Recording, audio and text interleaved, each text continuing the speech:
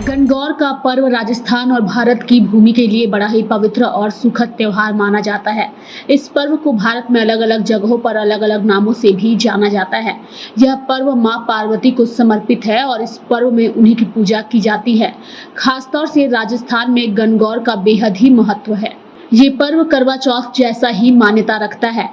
इसके अनुसार कुंवारी कन्याएं और महिलाएं अच्छा पति पाने और पति के साथ सुखद जीवन व्यतीत करने के लिए इस व्रत का अनुसरण करती है। माना जाता है कि ऐसा करने से पति पत्नी के बीच भगवान शिव और मां पार्वती जैसा ही सुखद दाम्पत्य संबंध बनता है। गणगौर पूजा चैत मास के कृष्ण पक्ष की तृतीय तिथि से आरंभ हो जाती है। इसमें कन्याएं और शादीशुदा महिलाएं मिट्टी के शिवजी यानी गण और माता पार्वती यानी कि गौरी बनाकर पूजन करती है। गणगौर के समाप्ति पर त्योहार धूमधाम से मनाया जाता है और झांकियां भी निकलती है। 16 दिन तक महिलाएं सुबह जल्दी उठकर बगीचे में जाती है, दूब और फूल चुनकर लाती है, दूब लेकर घर आती है और उस दूब से मिट्टी की बनी हुई गणगौर माता दूध के छींटे देती हैं।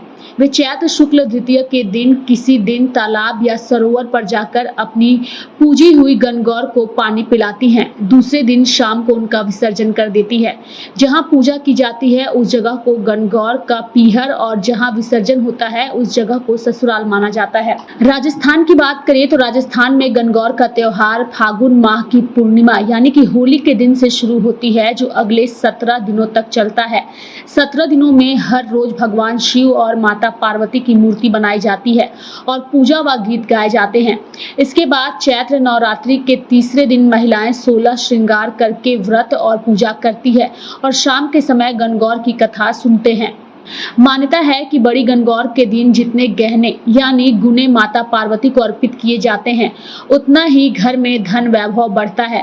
पूजा के बाद महिलाएं ये गुने सास, ननद, देवरानी या जेठानी को दे देती है।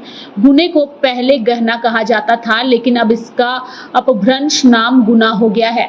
गणगौर एक ऐसा पर्व है जिसे हर महिला करती है। इसमें कुंवारी कन्या से लेकर शादीशुदा तक सब भगवान शिव और देवी पार्वती की पूजा करती है।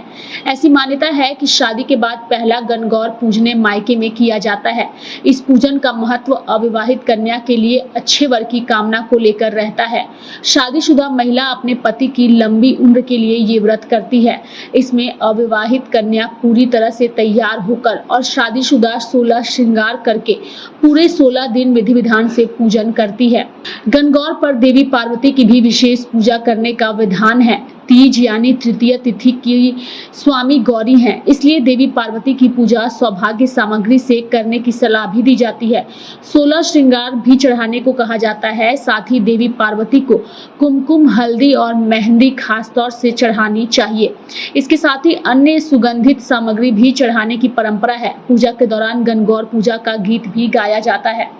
1 अप्रैल को गणगौर की पूजा है और उसको लेकर के महिलाएं जो है वो काफी उत्साहित नजर आ रही हैं। जगह जगह पर गणगौर माता की पूजा हो रही है और 1 अप्रैल को विधि विधान के साथ महिलाएं इसका पूजन करेगी और गणगौर का जो है यानी कि मूर्ति का विसर्जन भी करेगी। लाइव इंडिया के लिए रांची से डेस्क की रिपोर्ट।